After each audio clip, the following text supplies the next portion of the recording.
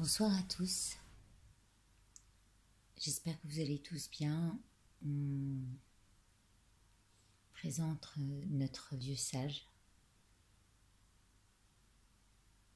Et puis j'ai trouvé ça sympa de le présenter avec cette lanterne. La nuit va tomber et je suis ce vieillard parce qu'il me donne confiance.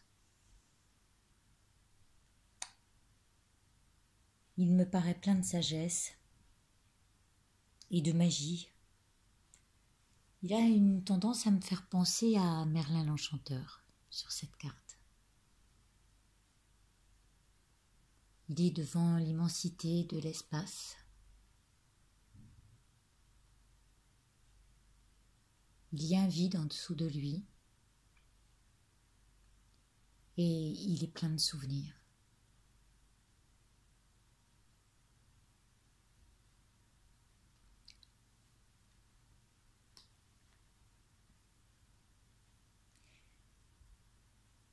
Il est aussi plein de magie, puisque comme c'est un vieillard, il a dû traverser plein d'expériences particulières. Ici, il nous parle de destinée.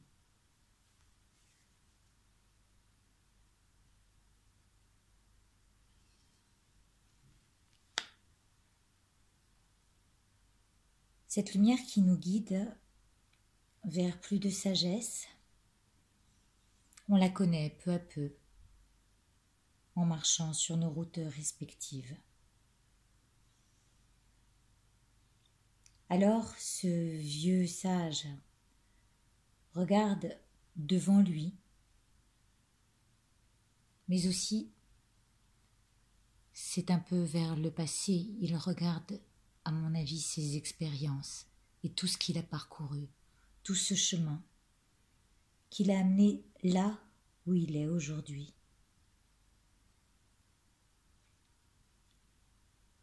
Il a pris du recul et c'est souvent dans la solitude que nous prenons ce recul nécessaire.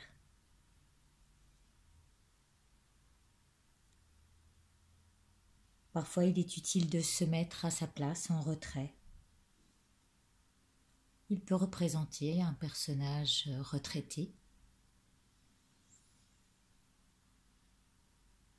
ou celui qui se met en retraite, qui va faire une retraite pour méditer, pour contempler. Contempler ce qu'on a parcouru. Souvent, en méditant, on a beaucoup de choses qui nous viennent comme ça. Il est aussi le méditant. Il est devant le but ultime. On arrive au bout d'un parcours, il est vieux. Et il regarde ce qu'il a laissé derrière lui. Incarnant la sagesse, la vérité du chemin le plus droit, puisque il s'est rendu compte de ses erreurs. Et c'est pas forcément facile d'accueillir ce qui vient après.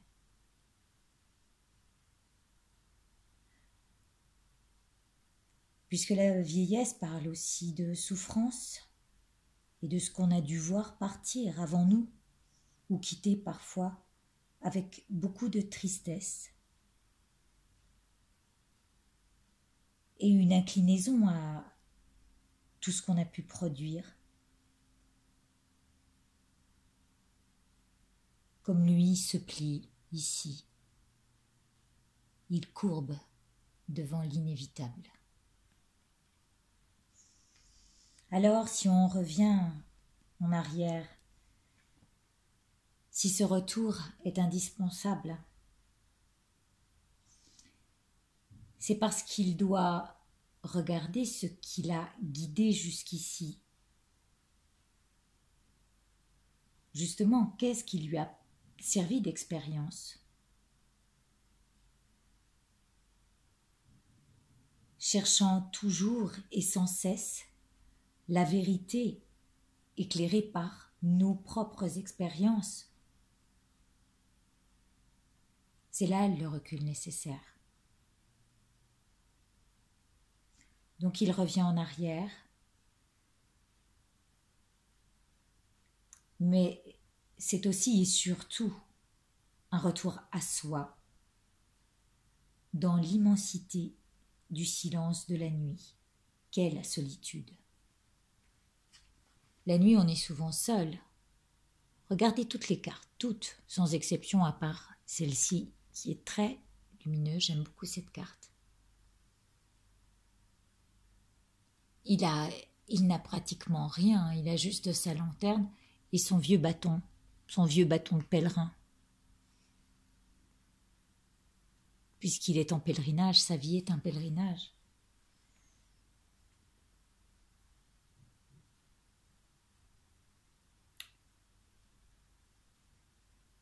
Donc il revient sur ses propres expériences, comme je l'ai dit. Il revient en arrière. Il a sous sa cape, il a une cape, il a une capuche, il cache des choses. Peut-être que tout n'est pas à dire, ou il dévoile des secrets à ceux qui voudront bien l'écouter ou lui demander conseil. Il guide ceux qui viennent à lui. C'est pas lui qui va chercher. Aujourd'hui, il attend. C'est tout. C'est le méditant.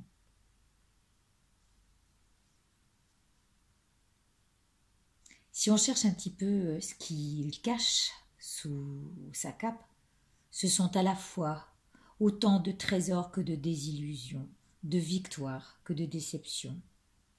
Cette vie, pleine de rebondissements, qui appelle peu à peu à l'éveil de soi.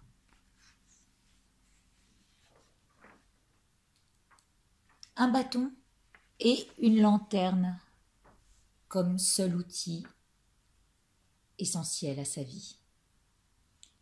La lanterne, eh bien chez les bouddhistes, elle est celle d'Atisha. Je vous en ai parlé la dernière fois. Atisha est celui qui a amené les enseignements au Tibet au moment où ils en avaient le plus besoin. Et il l'a appelé la lanterne, étonnamment. Ces enseignements, réécrits par Atisha, s'appellent la lanterne. Et pour cause. C'est celle qui, en 9 étapes, amène à l'illumination. On l'appelle d'abord l'octuple sentier, parce que, avant d'arriver à l'illumination, il y a 8 étapes à passer, et à la 9e, on arrive à l'illumination. Donc, Atisha et la lanterne, il y a encore quelque chose de très similaire et en corrélation avec le tarot de Marseille. Et donc nous voilà devant un cycle complet. Le 9 en numérologie aussi représente la fin d'un cycle. Mais c'est aussi le retour à une certaine compréhension de ce cycle. Et c'est pour ça qu'on revient en arrière. Le cycle se répète tout le temps. C'est la roue qui tourne. Hein. Ainsi va la roue. Que vient-il après? Le 10, n'est-ce pas? La roue de fortune. Tiens, la roue samsarique. le cycle des renaissances. Nous revoilà sur le 10 moins 1. Et si nous revenions à ce 1? Mais avant le 1, il y a le 0 à côté du 1, qui est le 10, le mât. Mais le voici notre mât. Mime me l'a présenté et je le mets parce que il y a vraiment, merci Mime encore à toi. Merci ma belle, c'est magnifique ce que l'on peut voir. Lui dans son... Ah non, si c'est lui que je veux. Attendez. Oui, si c'est lui que je veux. Ils sont normalement tous les deux au bord d'un précipice, d'accord? Lui au bord du sien, mais il regarde. En arrière, il le regarde faire. Et puis, lui qui va se jeter dans le précipice. Pour moi, c'était, on revient sur chaque lame, hein, pour qu'on comprenne bien ce cycle. Le mât, c'est le bardo. Le bardo, qu'est-ce que c'est chez les bouddhistes? C'est l'étape entre la mort et la renaissance. C'est ce moment où on est dans le vide le plus total, d'accord? J'essaie de me retrouver dans mes petites notes, parce que du coup, je me suis emballée, et c'est clair que... Donc, le cycle complet, notre bardo, où on renaît, donc c'est ce que j'avais appelé moi le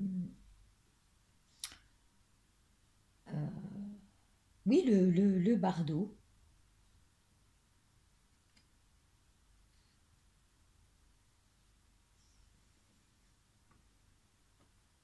Alors, voilà, pardon, j'ai sauté des pages. Je vous le dirai après.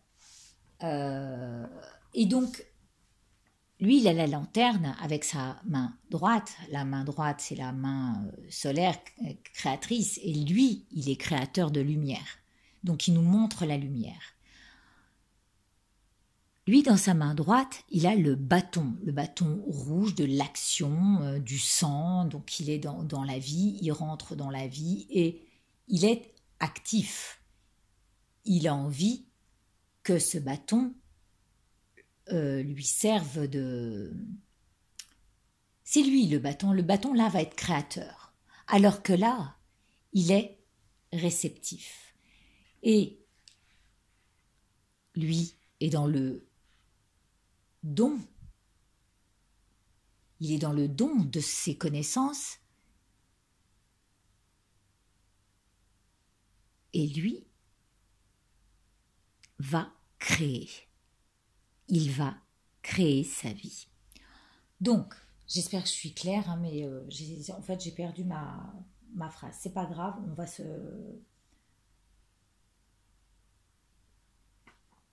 Donc, le bâton, c'est tout ce qu'il a reçu de sa vie, ce qu'a l'ermite. Et la lanterne, donc, dans la main droite, est ce qu'il crée des lumières pour les autres.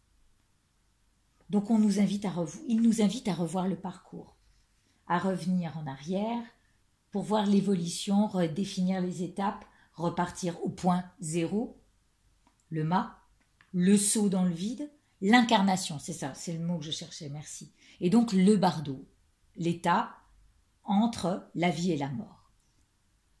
Après, on arrive au magicien.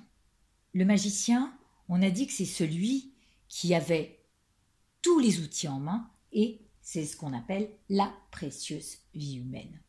Tout ce que la vie lui offre.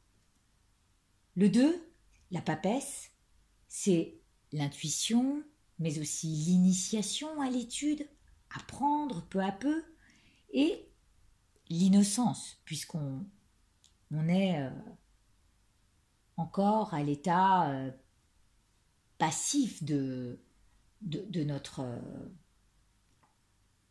avancement. Et puis, peu à peu,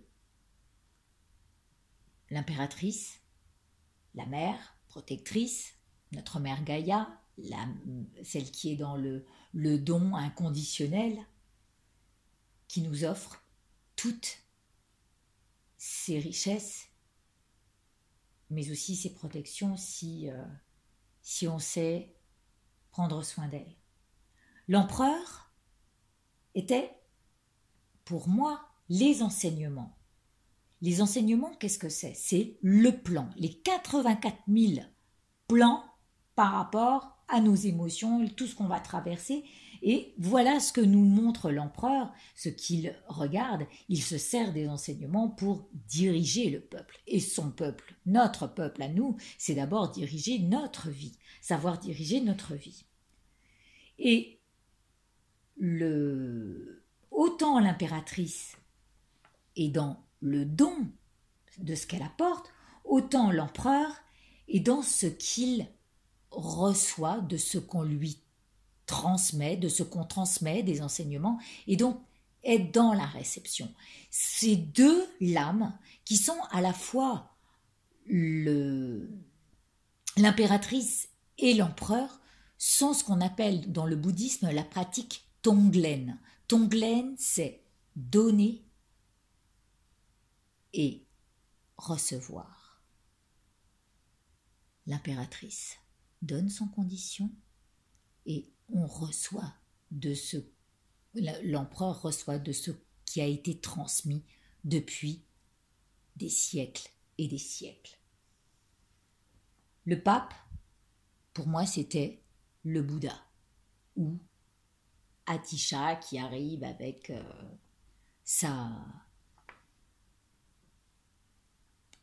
le miracle, ses 300 cavaliers, le conquérant, qui a traversé toutes les étapes de la vie en essayant de passer au travers de certains obstacles. Et le 6, l'amoureux, représentait nos choix de vie, avec tout ce que nous prenons de plaisir en nos sens, les premiers, qui sont les 5 sens. À nous, en cet état amoureux de la vie et de tout ce qui se produit, de faire agir notre 6e sens. Et pourquoi donc? Pourquoi nous devons faire agir notre 6e sens et réfléchir au-delà de nos actes et de nos pensées ou de nos paroles? Pourquoi? Parce qu'il y a derrière la justice qui nous parlait de karma. Je crois que j'en ai oublié un. 7. 8 était la justice. 7 c'était quoi? Et bien voilà, je suis obligée de regarder. J'ai peut-être oublié. Je vous demande 2 petites secondes. C'était le chariot, mais oui. Celui qui nous emmène nos choix. Alors, pardon, à chaque fois j'en oublie une, mais en fait c'est le véhicule qu'on choisit entre le Hinayana, Mahayana ou Vajrayana, et là je vous rappelle ce que c'est celui qui travaille pour lui, celui qui travaille pour lui mais aussi pour aider les autres et les sortir de la souffrance, et puis il y a le Vajrayana, c'est celui qui travaille seulement pour le bien de tous les êtres et qui se réincarne dans ce but-là, qui peut être notre méditant ici, bien éclairé. Voilà, donc je continue ma petite histoire après avoir fait le tour de toutes ces étapes que nous avons traversées pendant tout ce cycle. Et pour revenir à notre méditant, pour lui le travail est abouti lorsqu'il sait qu'il s'est incarné pour évoluer de telle ou telle manière et entreprendre chaque étape avec cette nouvelle conscience. Donc nous arrivons au bout d'un cycle ici avec une nouvelle conscience, une conscience éclairée. À présent, on connaît ce que nous réserve la vie. Et si l'expérience nous aide, c'est en faisant des retours en arrière sur celle-ci, sur toutes ces expériences, qui aujourd'hui vont nous aider en avançant avec sagesse et de nouvelles résolutions par rapport à ce qu'elles nous renvoient. Et nous allons continuer avec ce que nous savons des lames majeures à traverser le tarot et continuer nos vies en détaillant maintenant chaque étape. Celle à venir et celles que nous avons déjà traversées vont être à unifier pour justement nous en servir au mieux avec sagesse. On connaît ça depuis la nuit des temps, regardez. Il est dans la nuit, et depuis la nuit des temps, on connaît ça. Mais c'est un cycle sans fin, ce sont des cycles sans fin, pardon.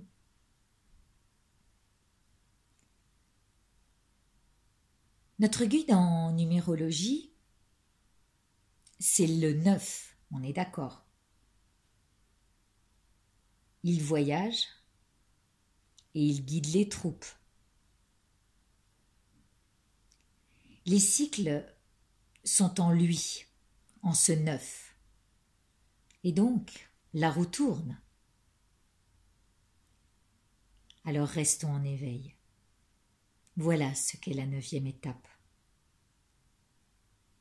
L'illumination est l'éveil du méditant. Je vais vous laisser méditer sur ces quelques images.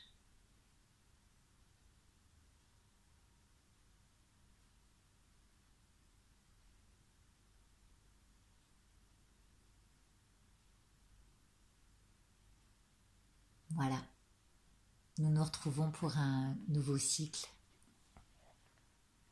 dans la roue du samsara, le cycle des renaissances, pour la 10, la prochaine fois.